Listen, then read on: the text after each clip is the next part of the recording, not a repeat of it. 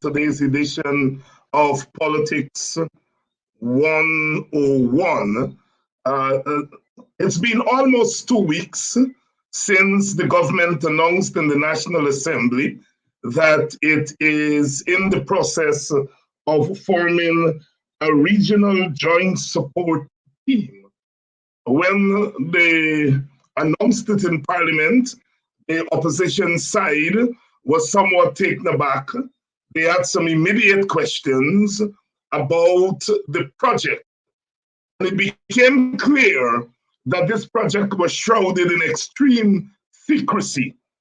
Ever since, we've been trying to make sense of this announcement. What does it mean? Is this a parallel police force? Is crime fighting really the objective of this project? Is the project constitutionally sound? These and other questions we'll try to answer tonight with my panel. It includes Mr. Kemraj Ramjatan, who is the leader of the Alliance for Change and a member of Parliament. So he was there in the chambers when the announcement was made as the government to get the National Assembly to finance the project. Jeffrey, who is a political analyst and someone who knows something about the modus operandi of the PPP. In fact, Kemraj also knows. Both of them have had contact with the PPP. Gentlemen, good evening and welcome to today's edition of Politics 101. Thank you very much. Kemraj, we're not hearing you. You want unmute. Oh, yeah. Thanks very much and glad to be here again with you, David Hines. Yes. It's Paul 101. Yeah. 101. Kemraj, let me start with you. You were in that chamber when this announcement was made. Were you surprised at what you heard?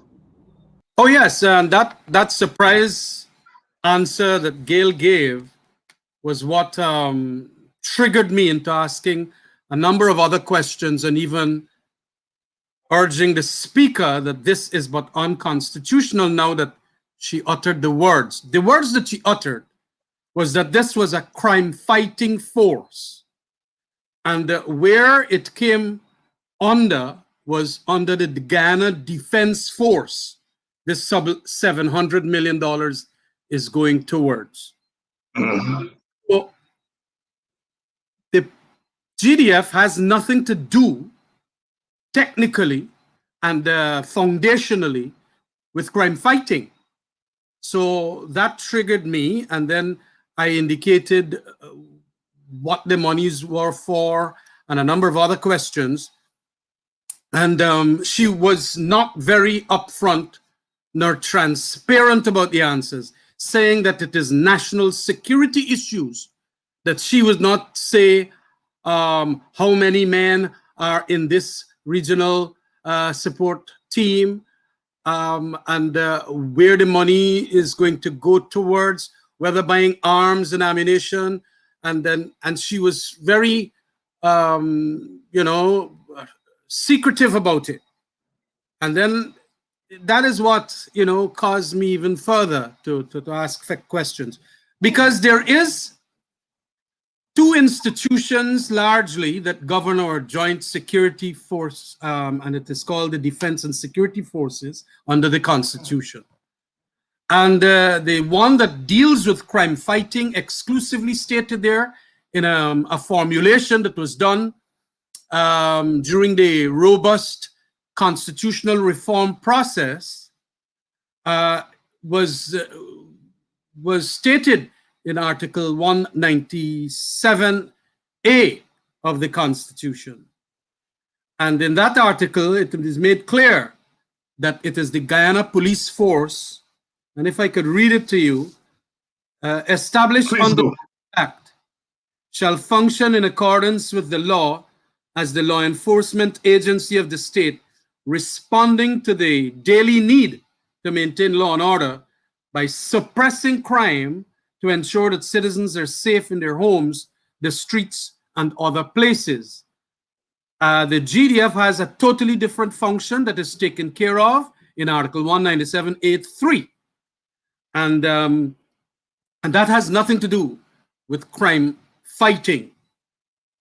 Because the whole institution of the police force is what, over the years since independence, and even prior to that, had to deal with the training of people to know reasons for arrest. You got to go through an 8-month period at the police academy and so many things. And to now come and say that you are now going to transfer $700 million to the Guyana Defense Force for purposes of crime fighting stuck out, and that is what the whole thing is about.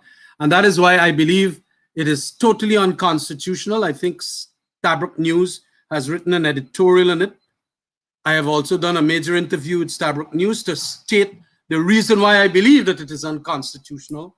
And it is as a result of the amendments that we made to the Constitution in 2003. There was one in 2001 that we added on. But prior to that, we didn't have this constitutional provision. And so it is quite clearly stated there, very expressly, that crime fighting and the suppression of crime must be that which comes under the police force. And to go spend $700 million, not wanting to answer who is going to get the thing, what you call, all of these monies, and for what purposes? Because, as you know, what rules and regulations will govern the people who are going to populate these regional security forces? What's their employment contracts, their training, their disciplining, their dismissals? Does it come under the Police Service Commission or the Commissioner of Police? Their functioning and conduct, all of those things. I even asked about the reporting procedures and what are the structures, and even lots of some other questions. And so I want to say that this is not legitimate. You do not have a legislation that creates the Regional Joint Support Team that will now require $700 million. And we don't know anything about it. And the institution must be made, first of all, come into existence by a law or subsidiary legislation or primary legislation. This was not what occurred in Parliament. They, by an administrative decision, I understand now, at a defense board level, which is headed by the president, they decided that they will want $700 million to do certain things with. And then they came to Parliament. And I am absolutely certain that a lot of falsehoods and fake information, disinformation was given when those questions were answered, whatever answers Gail Teixeira gave. So this thing has a parallel force that is not even with police powers, but with army powers. And I believe that it is a lot of security intelligence in all the regions. They want to take care of dissension in all the regions, especially the regions that are controlled by APNU AFC. And so they try to cloud the issue, cover it up in a most, glaring fashion, as it were, for purposes of ensuring that they will get a $700 million to set up this setup that is now going to deal with the opposition. As I have said in another program, it is more or less like how Idi Amin sets up his presidential guards and give them monies and arms and ammunition and think to tap in triangulation equipment, which that fella Leslie Ramsamy know plenty about, and so on. So all of our opposition leaders' phones can be tapped into, and all the people down in the various regions. This ain't got nothing to do with crime fighting, but it is opposition busting. Henry Jeffrey, what's your immediate response? Well, it depends on to what. I think Camarade made the point that essentially we know nothing about this institution. In Parliament Monday, Gail did not say anything particularly about it. It's just amazing that we can sit here and want to come to a democratic, quote unquote, parliament for $700 million without knowing what we're going to do with it. Right? Isn't this amazing? This can only happen here.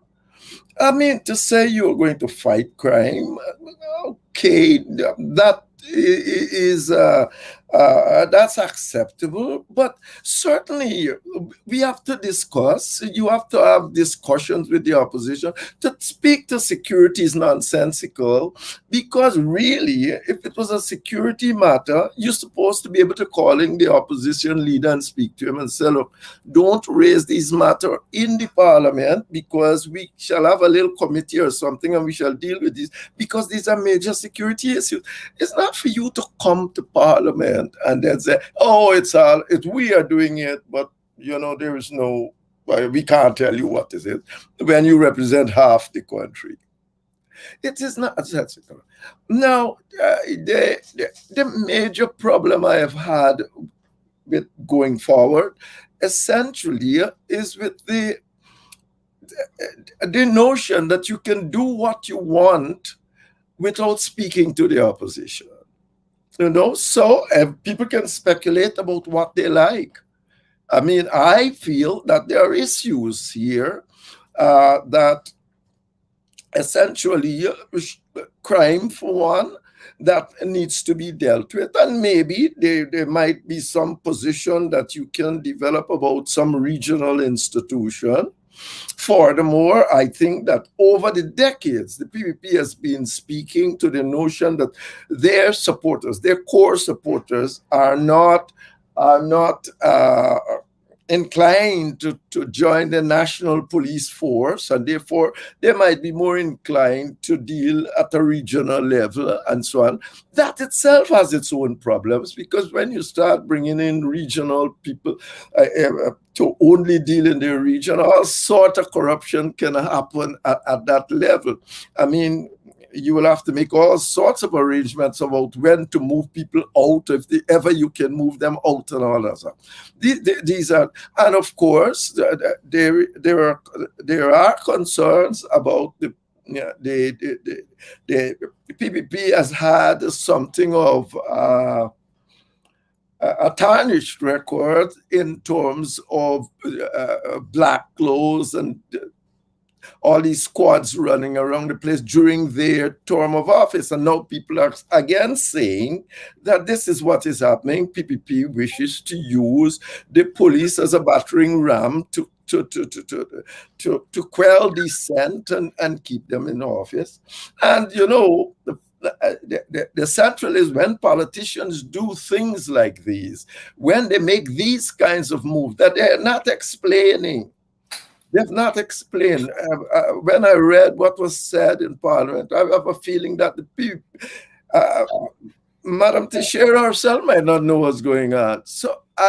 But when politicians make these moves, and you have on the ground now issues about voter fraud, massive electoral fraud that everybody wants to run from the numbers Mr. Lowenfield has put up, but you can't run from them. You can't run. Well, you can run, but you can't hide from them.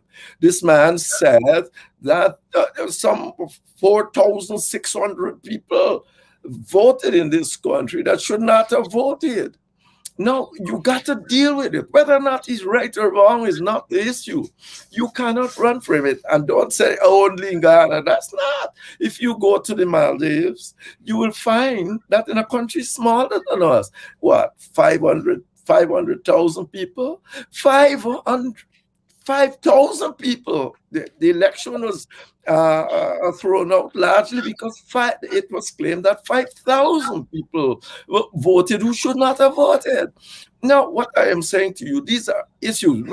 And people when you don't discuss, when you don't put out primary positions in parliamentary terms, you got all sorts of different papers you can put out about what you want to do.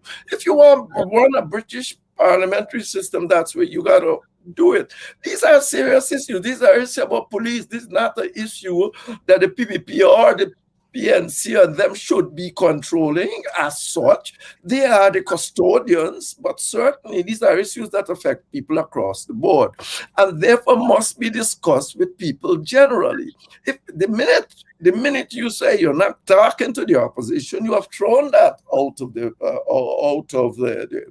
any sort of thing. I say, well, I'm going to run this like I feel like, and I'm going to tell you when it's security and not security, and it cannot, it will not happen like that in any sort of progressive and useful manner. So my position is that we don't know anything. Everything Akama just told you, we don't know. We are speculating. You are leaving us to speculate about all, and people will speculate about all of these matters. They should not deal with an important issue like crime and an important issue like police when you're going to spend $700 million when the Guyanese people are facing COVID and are facing floods. I mean, this is absurd. So that's my position here on this matter, that we really don't know. We can talk how much long we like here. We speculated. Yeah. We have we just speculated. Yeah, Kamraj, if there is a problem with crime fighting, would it not be normal for the government to beef up the crime fighting section of the police force? Whether they need new equipment, new technology, whether the officers need training, would not that be the first step? That is exactly the point I'm making. It ought to have come, just like when every annual budget we have, under the volume 1, you would see on the police force, up to $1 billion being given, or $3 billion being given. It is for this purpose, and all are itemized there.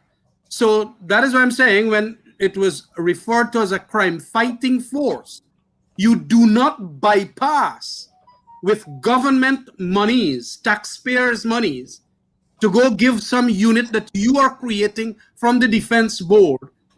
In that way, you ought to have brought, as mentioned just now, a green paper or a white paper on the issue that we wanted to set up something that will come under and then state the purposes and the objectives and the conduct and the functioning and how it will get appointed and how people can be promoted and all of that. Because it is not as if you cannot create other forces. I remember the exact thing happened with KANU. In 1994, the PPP, by a cabinet edict, said they want to deal with this question of a new arrangement for purposes of the fighting narcotics and international narcotics and so on. And they were getting a lot of trouble from especially the Americans, who they didn't want to bring in here, like the DEA and so on. And they went by that cabinet decision in 1994, set up the thing in 1995, but the thing had no legal, legitimate basis. KANU was just an administrative act of the cabinet, and you cannot do it that way. And that is why in 1999, they had to come, because the pressures that was put by the PNC then, and also Mansour Nadir, present Speaker of the House, and I think Rupert Roopnaraine from the WPA, huge pressures they put to legitimize this unit called KANU, because it had no legal bearing. You don't know what law it came under, and like the Police Act, which is a comprehensive document and a codification of all the powers of arrest and a whole lot of things. They didn't have that.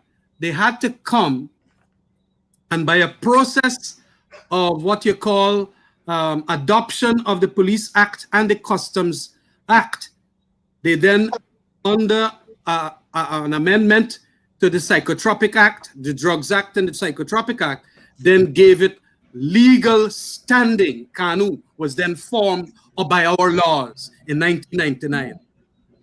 And I thought that they would probably have remembered doing things like this.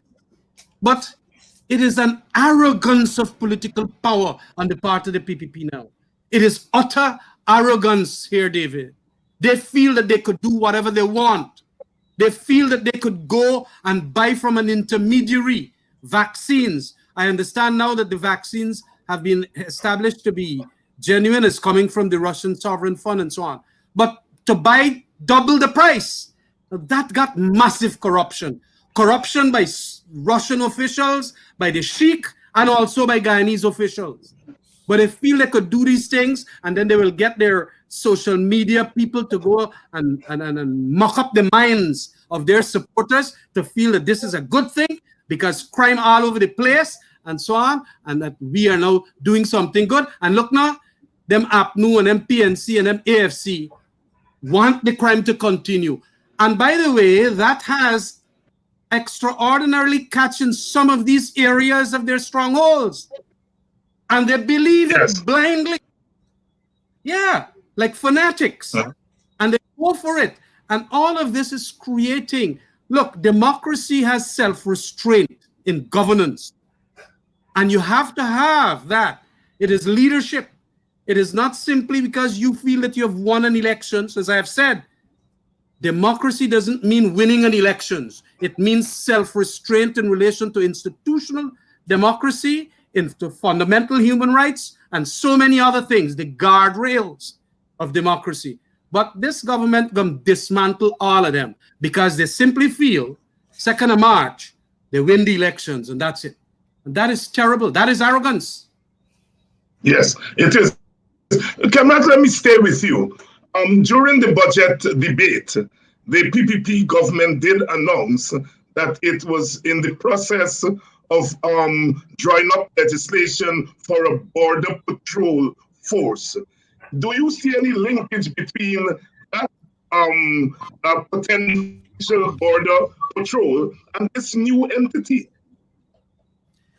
I do not see the link here with border patrol. I see that this is but a separate thing that will be in all the regions, some of which are not on the borders. Okay, we have some regions that are on the borders, region 1, 7, 9, and so on. 6, of course, is with this Suriname side. But there are that are not, like Essequibo, region 2, region 3, region 4, region 10, and so on. So this had a more expansive, ugly, very ugly, and evil attribute about it. It is. And by the way, I understand that they are talking to some Israelis in relation to a whole wiretapping equipment. It is not unenlightened speculation here. This is some information that is coming out. They need the $700 million to buy, and they've started a negotiation with a middleman. I don't know if it's the Al Maktoum guys again, but with Israeli Defense Force for having these kinds of personalized equipment that could tap into Ramjatan or David Hines' phone and things like that. This is what they're trying to do to cover it up. And under this charade, they're going to now do the mischief. So it is something that is very, very bad that they are, and ugly that they have started doing here. I know that they don't like the police force. A majority of the policemen they feel voted against them always, and so on. So they don't like that. But the police force is a professional force, and if they want to support whichever party, they can do so. And they have done a professional job. That is why they're broken it up from the top with the Police Service Commission, Conway and Paul Slow, and so on. And now they want to set up their own crime-fighting thing to who is seditious, and who might want to commit this and that kind of crime, and so on. They believe now that the opposition will be up to something, or they will get agents to do all kind of thing. So they will get their force, and they're going to now manipulate the system with all kind of fancy equipment and so on, like the triangulation equipment that fella Leslie Ramsamy had bought for Raja Khan. Yes.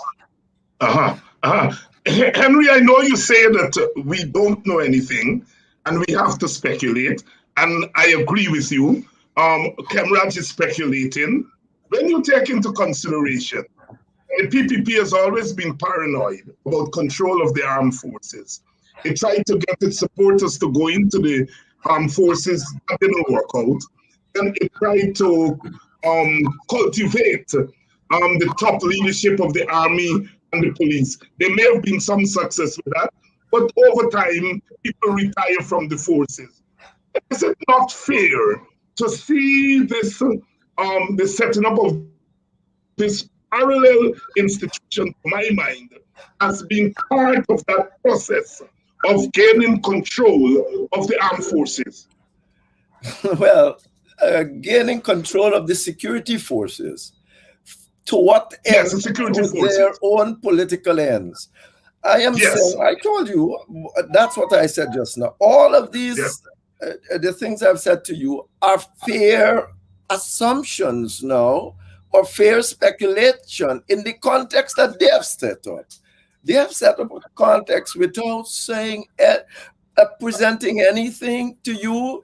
The ministers go to Parliament and can hardly answer. They're asking for $700 million, but they can hardly tell you anything what they want it for.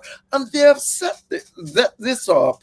And these are viable speculations. And of course, it is fair. It is very fair. I believe it is fair. From my standpoint, it's like when I said in my article, when you are dealing with crime, you always say follow the money. When you're dealing with politicians, follow the votes. And if I'm following the votes, I think the voting got a lot of credence. When you got so many people on the ground, they can swamp and do all sort of things to cover up what was taking place for maybe decades.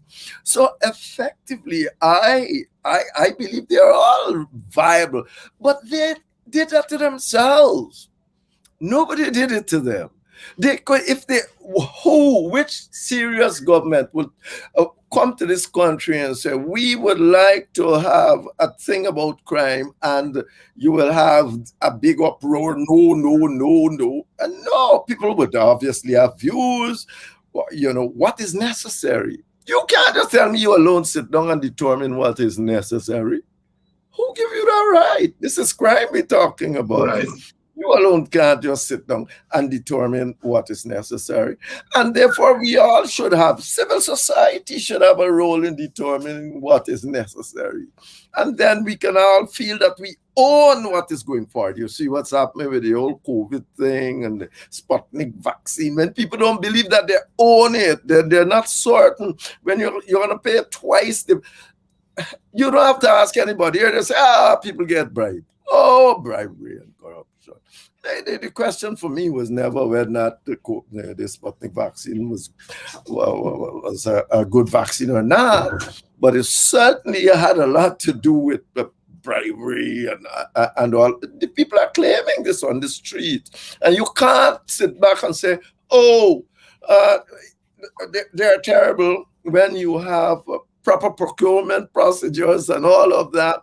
Even if you had to single source, man, you could have said that long before. We're gonna single source this, because in some cases these are necessary things. I'll say to you though that yes, the PPP has always had a concern, as I stated before, about the control of the police, and a legitimate one too, about their people being in the police service. Of course, I think it's a one-sided way to look at the world, because you want to look at your people being in the civil service, but you don't want to look at the economic relationships and what you can do to actually see that the other side has a specific place in there. Countries around the world do this. The Americans do it. All the British do it. You have to say to yourself, well, Africans or Amerindians or whatsoever, they have a right to part of this economic game. And therefore, you know, when you go one way, you have to go the other side. It's not just about the police force and public service. It's certainly about the economic wealth of this country, who controls it and who does not control it. And to the extent that the other groups don't control it, you have a problem. You have a social problem, and you must go out there and deal with it frontally. Now with 1 and 2 small businesses this and small businesses that. So I admit that they have this control. You know, in 2012 I wrote a little article when 2015 I think, when you remember all the local government bills they were passing. Do you realize that the local government bill give every local neighborhood democratic council the right to set up a police force? Yes, it's there. You realize that? I wrote all these things since then. In 2015, when the ACNU was passing it, I said, what's going on? You know, the PPP placed it in there in 2012, saying that they call it a constabulary, have a right with police power, with the power of an ordinary police. So you got how many of these things we have? About 67, maybe 70. Every one of them, neighborhood democratic council can set up a police force. Yeah. That came in the bill of 2012. And 2015, they haven't passed it. I mean, I was surprised that they too did not look at it carefully, because that's what you have on the ground now. So you are, and guess who determines how this happens? The minister of local government can set up and nobody can get rid of it. Of local government. And nobody can remove it if the minister says no. So you can give the permission, but no one can remove it if the minister says no. And we just weighing in here on the regional joint support team. In case you're just joining us, between this new force and national security in terms of spying on the opposition, trying to negate dissent. Henry Jeffrey made the link between what happened at the elections last year and putting in place a force that is going to be crucial in removing perhaps the evidence that came out in the recount. And I want to take the conversation to another place. And I think, Kemraj, you would have hinted at it, or Henry. And that is the question of the new breaking up. I am not hearing you. Oil and gas dispensation. If you're moving into a new dispensation, security apparatus is going to... Are you hearing me now? I'm having some difficulty. Just repeat what you Are you hearing me? Yeah, I'm hearing you now. Yeah. You know? Yes. Right. I was saying that we're moving into the new oil and gas dispensation. And obviously, the government is consistent with its own plans, what it wants to do in this oil and gas era. What do you think about that, Kemraj? Well, yes, I believe that the government wants to set up these things also for the perpetuation of itself in government. Now, I have indicated in a number of places, it hasn't really catch on that what they did in Facebook and the extremely racial ads that they had there on the Facebook by the time they started paying Mercury, and even in 2015, when Donald Ramotar, as the whistleblower said, Brittany from Facebook indicated, Cambridge Analytica, these people have now gotten the best advice from these Mercury specialists as to what and what are now available technologically as to how you can skew elections in their favor. This thing, of course, is always going to be close, as we saw from since 2011, then 2015, and so on. And so they want to utilize certain personnel that has the capacity, along with the technology that they will be trained in to use, to do this kind of thing. And it is with this technology that will cost plenty money that they can then manage to perpetuate themselves by us not thinking that they are what you call rigging the elections long before. And that is the whole idea. You can start a process of rigging of elections long before elections have been rigged, or you know, the declared results are given. So it is important for people to understand that these kinds of new tools in the electoral toolbox is what the PPP is good at, because they have spent a lot of money. $420,000 US was paid to Cambridge Analytica by Donald Ramotar, and then 34 million was given to Mercury, which is but a subset of Cambridge Analytica. We really have not come to terms and paid attention to all of these things. It is what upturned a vote in the Brexit. It is what upturned a vote against Hillary Clinton. But we feel that these are good things, that we could indulge in them. Because if you get the money, why not? So you could do your racialized ads to your Facebook persuadables. And we got to go to the Durban Park and do non-racial ads and talk all the things. And they then got a lot of people there to vote for them. That is rigging an elections long before, in the darkness of the internet. And so this is what they're going to do now. They're going to set up this task force, and they're going to get all these very smart people, put them in places. They know the technology, and they could tap into your phone. They're going to know everything. Even if you want to do a demonstration or a protest march, or the way you're thinking, it becomes like that book 1984, or that Orwellian kind of state that we're talking about, that he was talking about, Orwell. So we have to understand a lot more to the machinations of the PPP. They are getting extraordinarily smart by virtue of the advice that was given to them, and also by a kind of an acceptance now that this thing is okay. In this case, it is okay because then people fighting crime, and look how Ramjatan talking bad about crime fighting. I want a safe place to live. And so we get away. The same thing they did with Cambridge Analytica, and they get away with it because you just managed to persuade 20,000 people who are independent, especially East Indians, and they gone and you lose the elections.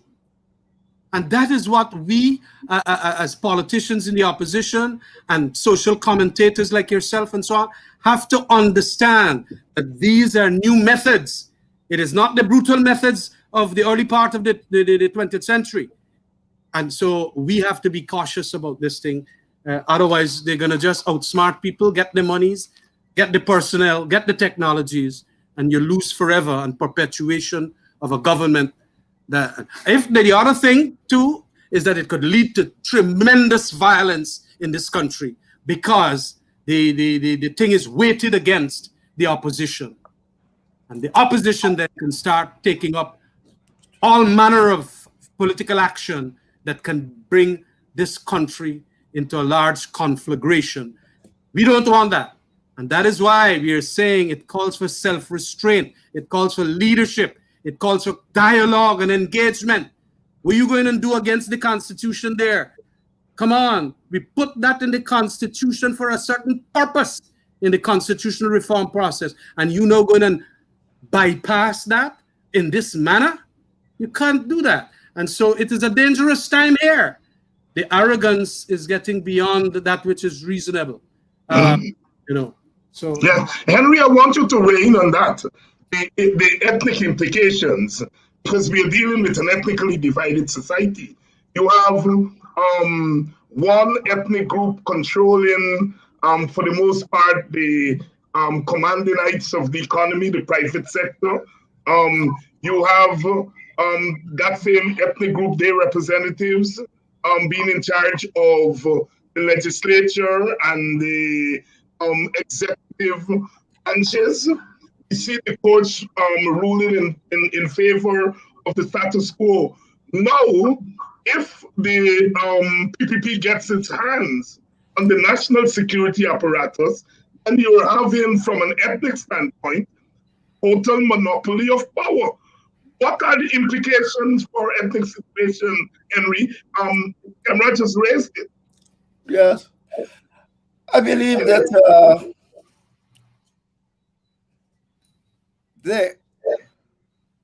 Guyana has changed over the last 2 decades or so. The PPP is not the PPP of 1992 with perhaps 51, 52% of the population of its core supporters.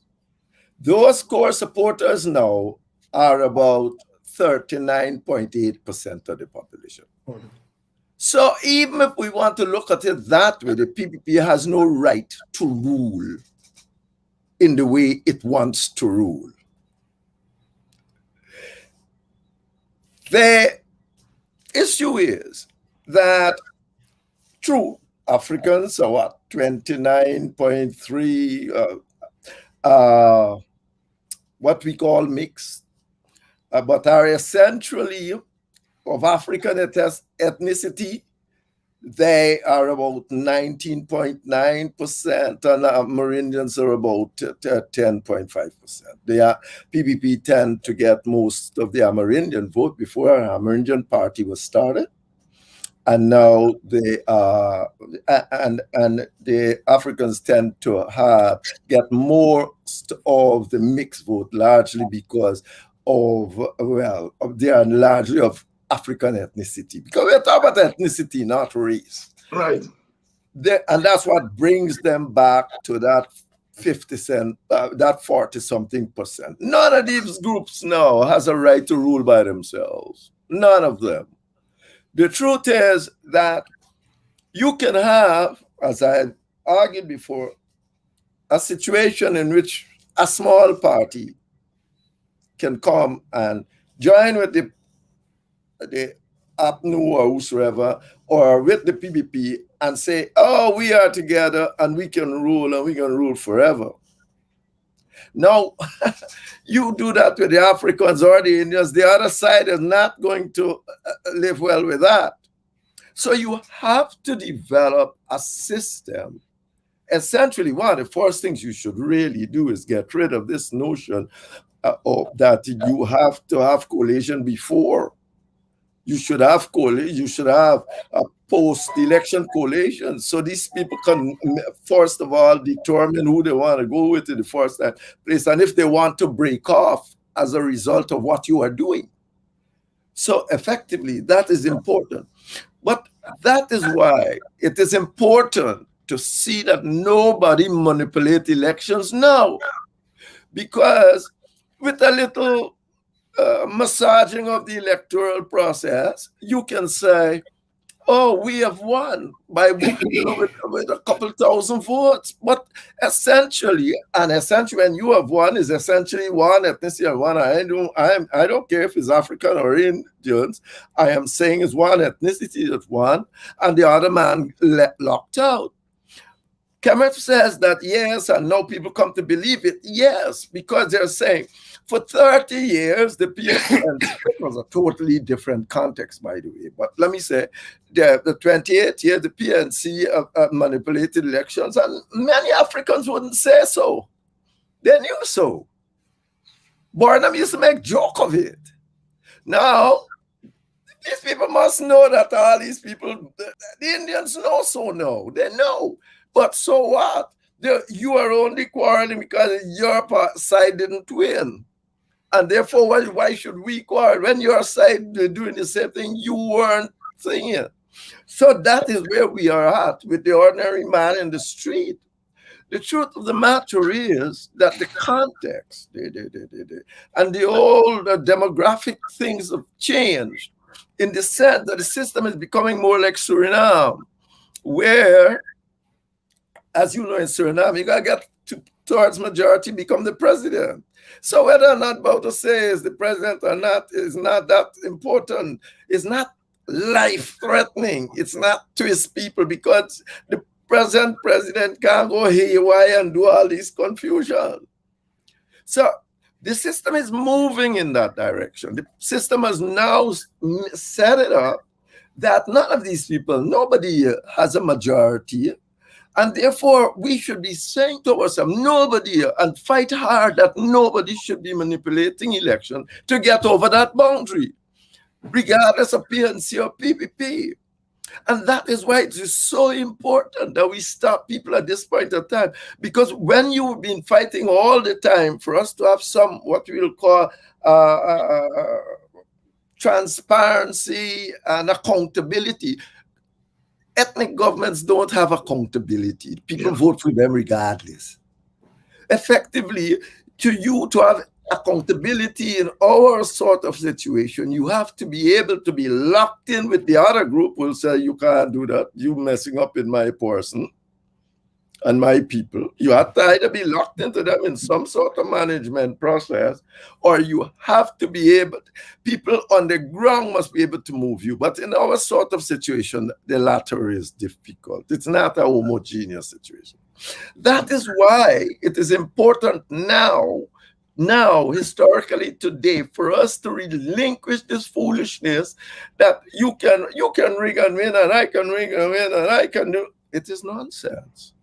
Today we have an opportunity. You know that I'm somebody for shared governance, but I'm putting that aside there because this is a forward movement. It is not the best it wouldn't be the best of all worlds, but it's certainly a forward movement in the sense that we will have people who are accountable to either groups or whatsoever, but accountable. Look what's happening. Look at this. You think the PPP will lose one vote because what's going on with all this 700 million and anything? It doesn't matter. You can write as much as you like. It's not going to lose votes much. Indeed, as Kevin rightly said, they have already primed their supporters to say they don't want to fight crime. They want this and that, and they're okay. So effectively, you have to have a different way of doing business in Guyana. And it cannot be rooted in ethnicity in the sense that we must take care on an equitable basis of all ethnic groups, but we must not believe that any ethnic group has a right to stand and have monopoly rule over any other in this country at this point in time. Do you share Kemrad's view that monopoly that is developing here under the PPP, an absolute monopoly, it seems, do you think it bodes, it does not bode well for the future? At least give me a break. Where has it ever bode well? Look at any country like ours. Look at Israel is a nice one. He spoke to Israel. Look at Israel. Look what's happening there for how long? Mm-hmm. Look what's happened to Guyana. Look what's happening in Cyprus. Look what's happening in Sri Lanka. Look what's happening everywhere. Look what's happening in Fiji. It will not bode well. It cannot bode well. Who would sit down over time and let anybody do this? People always believe that they might get away with it, but it never does. So you can, as much as you would like to believe so, it does not bode well. You will, and in this time, Kevin was speaking about the technology and election manipulations, but technology is such too that you only need 10 men on the road to cause something disruption. So Henry, why is a big group going through no jungle anymore? Yeah. So if it doesn't bode well for the future, why is the PPP so gung-ho about it? Are they living in another world, or are they courting? We seem to lost him. David, I have the opportunity to say to you and Kemraj before that, and you know this, you had the opportunity to do something about it too. And you were pretty gung-ho doing nothing about it. You were pretty gung-ho. It was there in front of you. I've spent my 5 years saying this is crap. But this is what happens. And when that happens, it's hard for you now to talk to the other side. Because I said, look, you were there. When you were there, why did you do something? Well, it is ethnic politics. They listen to their leaders. Lots of time, the leaders might believe that they can get through this. Right now, the PPP must be believed, so they can do a Netanyahu and do all sort of things. But it's not going to work. Never worked in history before.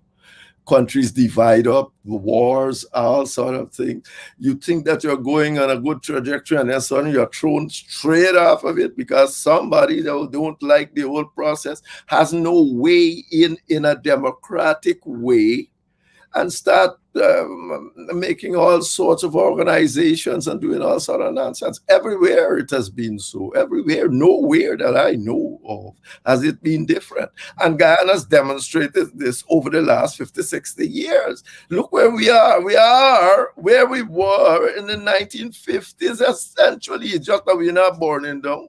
But and times have changed and the responses are different. But effectively, the country is as divided as ever. So, Kemraj, let me come back to you. Given the legislative majority that the PPP has, given the external factor in all of this, can the PPP be stopped? Yes, I am an eternal optimist.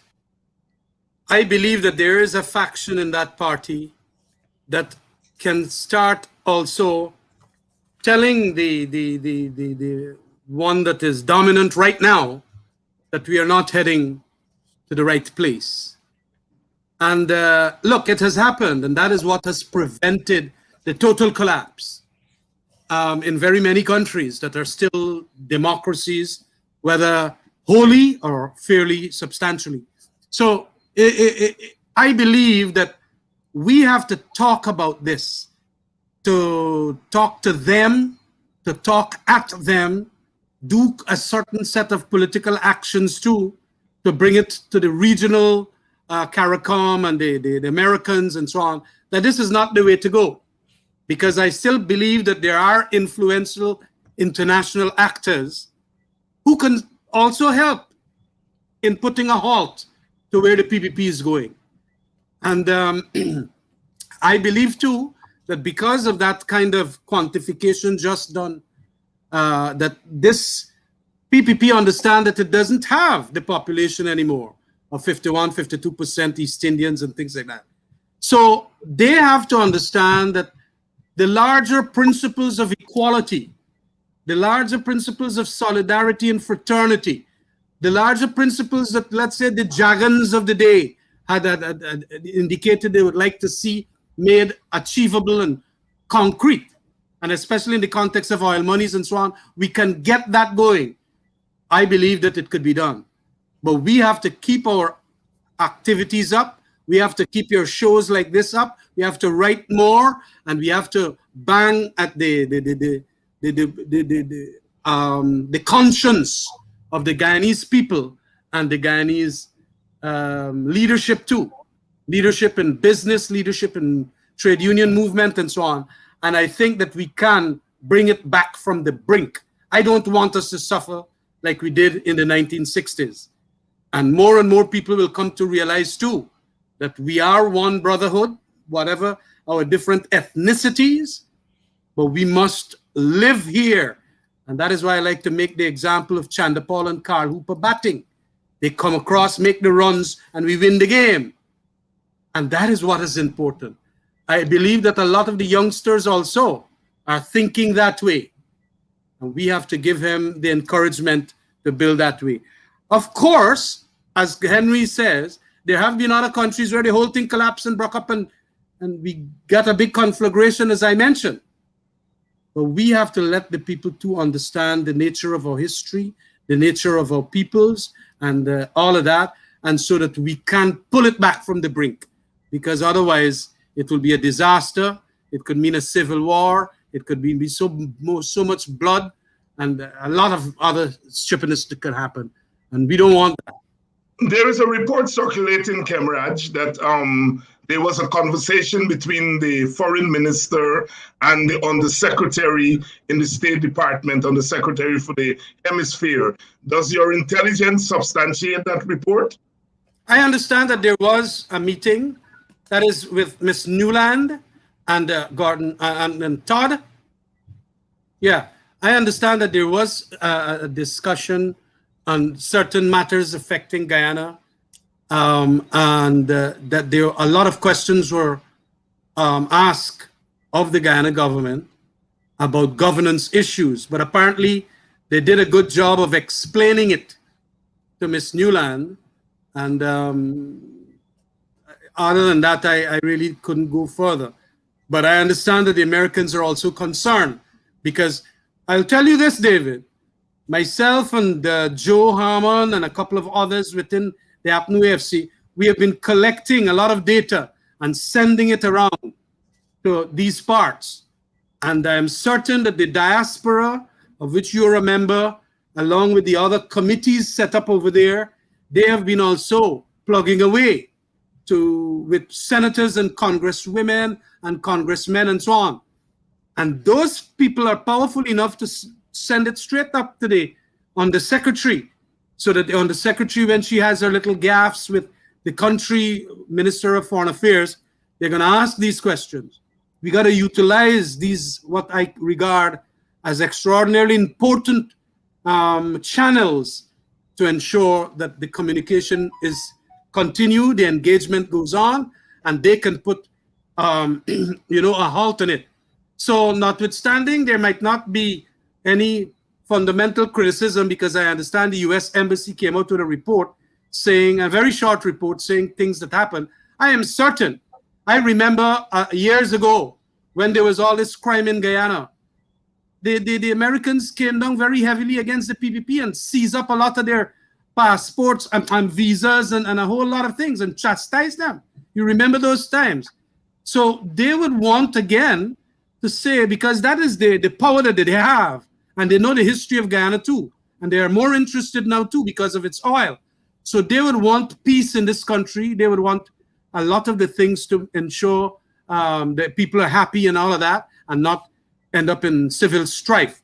So they're going to put in their worth, and I am certain that that is what happened there today. Although both the embassy and probably the minister will not want to say how strongly worded were the comments of the undersecretary. Henry, you've seen the report of the conversation. What's your take? Well, more or less what Kemraj says. I mean, what's your take on it?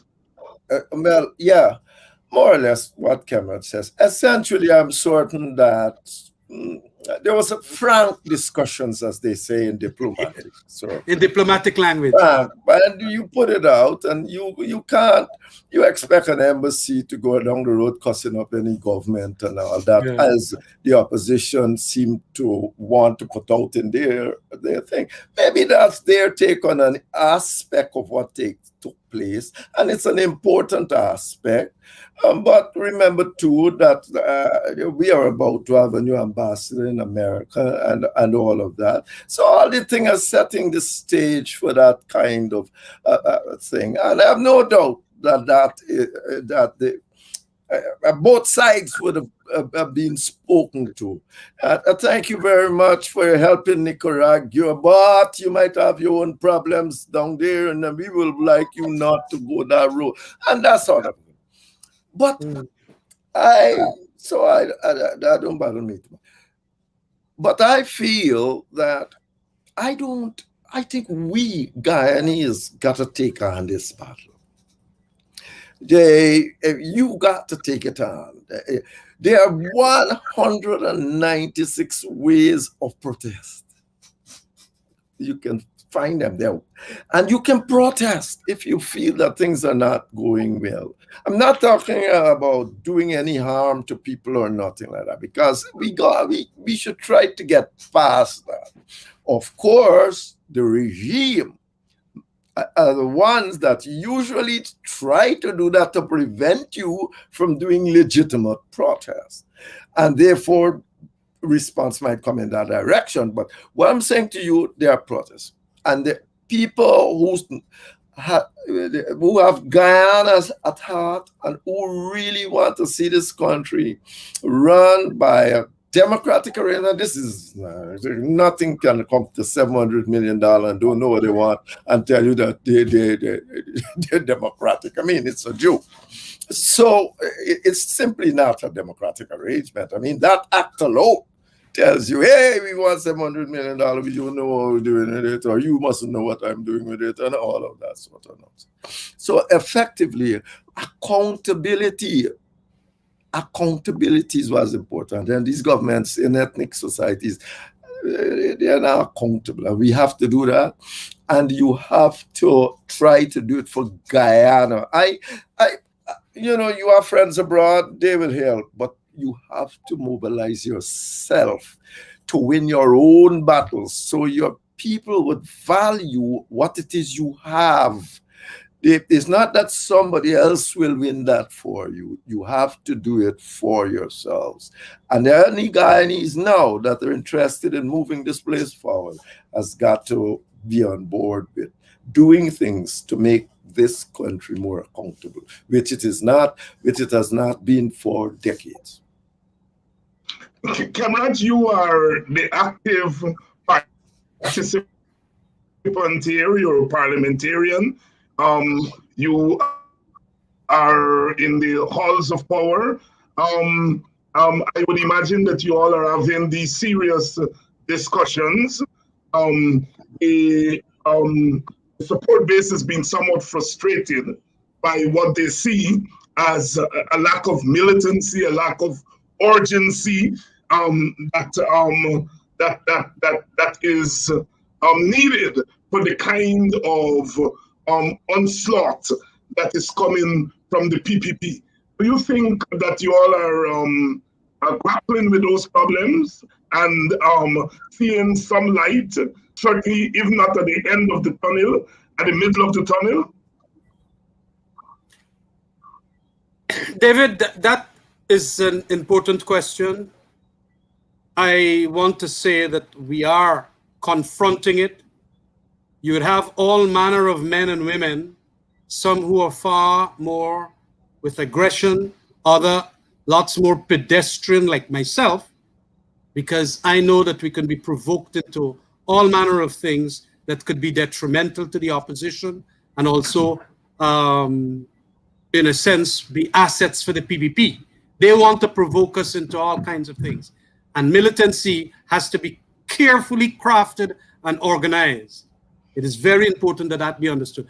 And we have to be dealing with these things, and we have been dealing with them. And but again, the objective factors as to when the call must be made, as to when it is that we'll have to come out and have big demonstrations and so on. Of course, we can carry on our picketing demonstration in front of the office of the president whenever we want, if it is going to be tomorrow or the next day and things like that. But what we need is like that which happened in other places, where a large set of people, and it must also include people from all the ethnicities that will want to come out and say, well, this is outrageous now. And that time, well, of course, will have to be dependent. The politicians call. Sometimes the politicians are left behind because they're acting too slow. And of course, it can be taken on by the civil society. I do not believe that we have a strong civil society. I feel that we have to lead it. But I think now, earlier than I thought that it would have happened, we might have to make this call, because this kind of $700 million, that kind of almost 700 million overpaid for the vaccine, even if we now know that the vaccine is genuine vaccine, to go and make the arrangement like they did with a crook and a set of crooks from Norway and all them places is really, really now. And then on top of that, discrimination in the flood funds and the COVID funds, and then the general flooding that is happening all over the country, people's lives and cost of living rising, that can have what is called a spontaneous impact in the minds of people that, we can't take this thing more. And a lot of people will want to come out.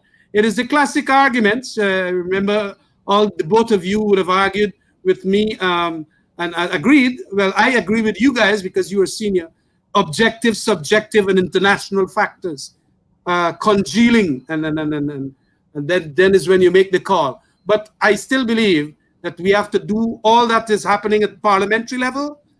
That is where we manage to get all these facts out of at that process. So it is important. We have to do the political demonstrations, and we'll have to carry it to larger levels. That is what I was taught by my tutor, Dr. Chedi Jagan. And so it is important that even PPP people who are frustrated right now must understand. They set monies there. I thought that they were going to open back Skeldon Estate. Out of the $1.5 billion, only 40 million is going to Skeldon Estate. So they're going to pour money, and people themselves are going to say, well, this is wrong. It ain't got a future. And they themselves will understand. And this is how the journey of politics takes us along. At some point in time, even those inside of the PPP will become very vexed with them. And they will feel the impact, like the cost of living right now. I went up quarantine Sunday. Was it Sunday? Yes, I think Saturday I went up there. And the people all are vexed about what is happening. Food prices have gone up so much. And then you tell them that this is, of course, what you're going to have when the people are not prepared to open the cokers or lessen the water for the May-June rains and do all the preparatory work that is necessary. Get the engines and the pumps well serviced for and they themselves now understanding. They're not talking much, but they have been disappointed by the government of the day, who they support in a large measure. So we will have to talk about these issues, and the militancy will certainly come. It comes even if we don't want it as leaders. They're going to just shove us aside. But if you're smart as a leader, you wouldn't take that shove aside. You got to be smart enough to understand that it is coming.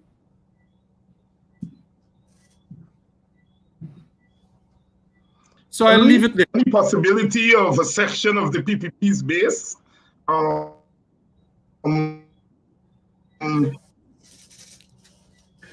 rebellion? Well, I have seen a couple of people at the Maikoni area. They called me in and they wanted to, and so on. But I don't see. Is there any possibility that some small section of rather base? Again, we are dealing with an ethnic situation. And therefore, the question of people rebelling in the way that, rebel got its own implication. Right. One is, we don't like going, this is terrible. Another one is to take up something against you. That one, I don't see.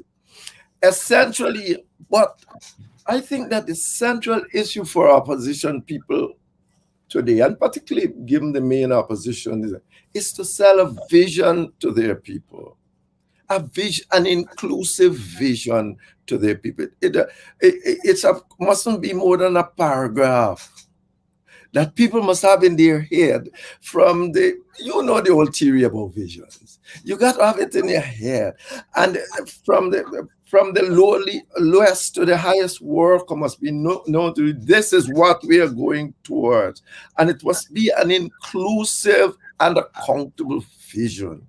That is the central thing for the opposition. You can't mobilize people just around the idea of the PPP, the PPP, the PPP.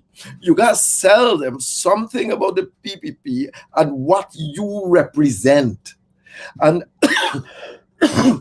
I have not seen that vision of recent. And that, I believe, is necessary at this stage.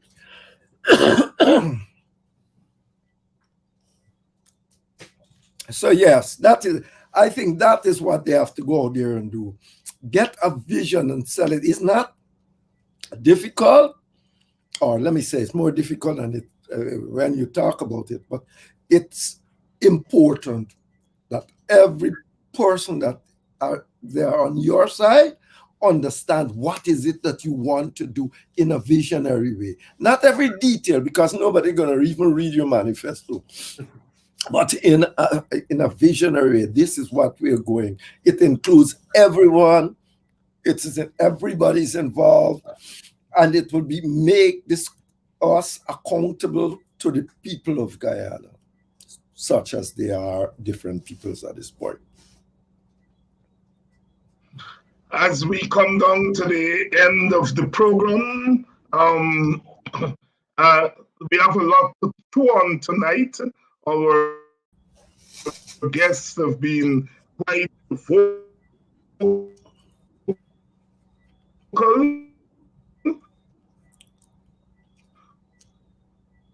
on the team, the joint.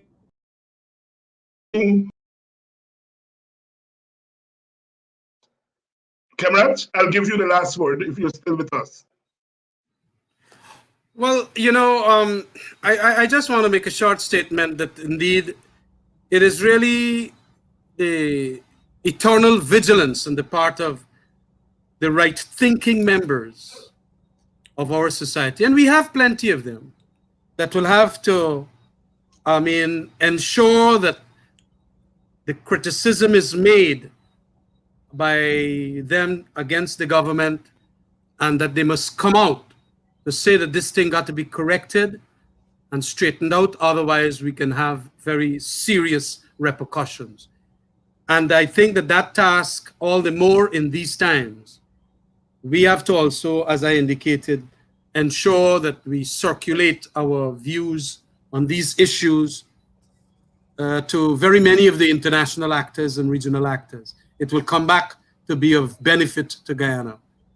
And in the meantime, do some political action that will make sure that the PPP understands that the people will not sleep whilst they raid the treasury, they raid good governance, and they dismantle the guardrails of democracy.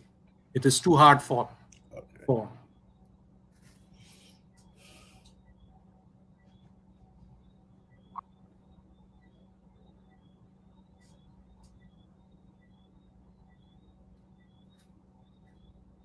Thank you all very much. Thank you, Dr. Jeffrey. Thank you, Cambridge Ramjatan, for coming on and shedding some light on the issue at hand. And also you, the audience,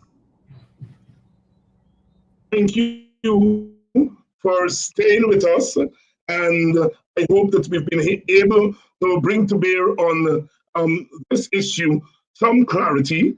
Obviously, all is not well. It is very clear from what our commentators have said that something is afoot, and it is not smelling very nice. Until the next time, this is David Hines. Thanking you for tuning in to yet another edition of Politics 101, and I'll see you all again on Thursday night for another edition of Politics 101. Good night.